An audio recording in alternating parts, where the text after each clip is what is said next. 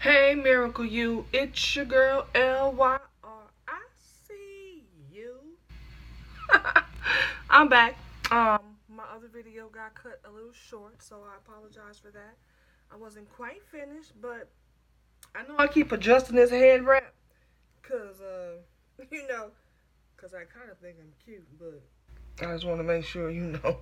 I'm sorry. Anyway, I got distracted. But what I was saying was, first of all, I didn't even say Happy New Year. Happy New Year, everybody. Happy New You. And so back to what I was saying.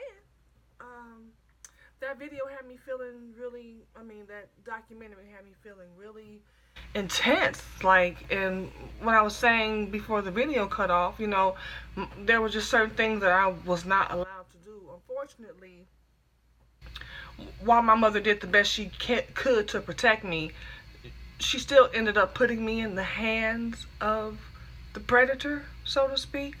I ended up being molested by a cousin, a much older cousin. I was 7, 8 years old, and he was actually a grown man, like in his 30s. He was on TV. He was an actor. He was, I won't say his name, but he was on General Hospital. And then my grandmother also ended up molesting me as a little girl. And so it's like, even when parents do their best, which, some of them may have done, like we can't just say, oh, they didn't. Some of them clearly look like they dropped the ball, I'm just saying, but we don't really know the situation. So I don't want to be too harsh, and I don't want to really judge someone and perhaps misjudge them. But I'm saying for those parents who drop the ball and they know they dropped the ball, like that's not cool, because those women grow up with these scars and having been mishandled, and I know this from my own experience, and so it's not a good thing. We think because they're adults now, or they can get over it, because some of them have actually become successful and done some things with their lives that you don't normally see from women who have been victims of abuse. But I love that they are calling themselves survivors, because they are. And we all are. Those of us who have gone through it, we have been victimized. But I say that if we're still here, we're still surviving. The level of survival is different, but we are surviving. But I'm just thankful to the Lord that He heals wounds. I'm thankful to Him, because I had my own really deep scars. Deep scars. I was suicidal at 12, and I wrestled with that spirit until I was in my 30s. I had an eating disorder. I was bulimic from the age of 12 until I was 26. When I went to Bishop Jake's church, when I moved to Texas, he had a service, and it just so happened that he had women who had been sexually abused to come down to the altar. And guys, I'm telling you, I've never seen so many women at the altar, predominantly black, of course, because his church was predominantly black. Um, it was just so many people at that altar, and then he called for the men. And it was just overwhelming to see so many people who have been mishandled and dropped. I believe it was Melchizedek who was dropped in the Bible by the woman who was carrying him, and he was broken literally for the rest of his life, and felt like there was no hope for him because of his condition. And I can't remember the story because I haven't read it in a while. Not the story, but the testimony, because I believe it was David that came back for him, and he thought he was coming back. Melchizedek thought he was not Melchizedek. Maybe it is Melchizedek. Somebody find out for me. I want to find out, but someone, I want to say Melchizedek, but anyway, he had been dropped, and he thought David was coming back to kill him, and David was coming to bless him. He was looking for someone in the lineage of Saul that he could bless, that he could, pour out God's grace to, basically.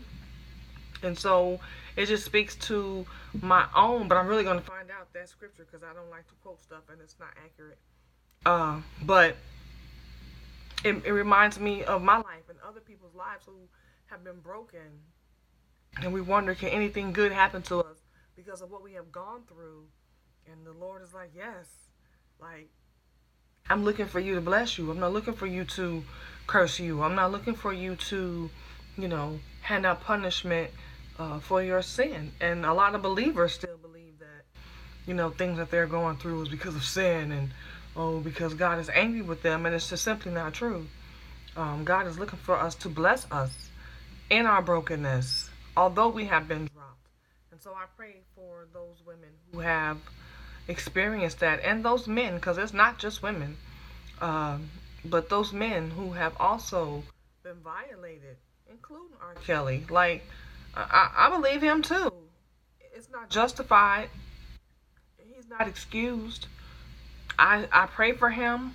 I pray the Lord save him, deliver him, and set him free. But I also pray that those women get justice if he has really done this alleged abuse. I do. Because they say hurting people hurt people, but some hurting people need to be put somewhere special where they can't hurt people anymore. And that's just the bottom line. And if he has in fact done these things, I believe that he is one of those people. So, anyhow, for those of you who have been through these types of things, I'm praying for you and I'm believing God to heal you and deliver your mind and give you peace. Can I say that I am 100% over it? The Lord has done it. I don't even remember. Oh, I remember. And the Lord has done it. And the pain associated with it is not as intense because there was a time where I could not bring myself to even utter, and not that long ago, that my own grandmother, whom I loved dearly and would have done anything for, and even up until she died, did anything for, molested me as a kid and blamed me when I came to her about other people abusing me. And I remember her specifically telling me more than once, particularly when my brother broached me and one of these other male family members, actually two others, my brother, a cousin, and then when I moved to Texas, a cousin's husband. And my grandmother told me I was a troublemaker because I said something. And so that taught me to shut up. So there were things that happened to me that when my mom passed away, I was 19 years old. She never knew that my grandmother did anything to me. She never knew about the sexual assault that I experienced when I went to Alabama or when I was away at college at UC Santa Barbara. She never knew about any of the abuse because I never told her. But I learned to be quiet early. And even when I thought it was safe to tell, I realized that I was just catching the blame. So, of course, that makes a person withhold information, and then you hold it in, and then it becomes a cancer. And some people, some scientists believe that it can become a cancer. Like a lot of the things that we go through in our body is because of the things we are going through in our mind and in our emotions. And I believe that.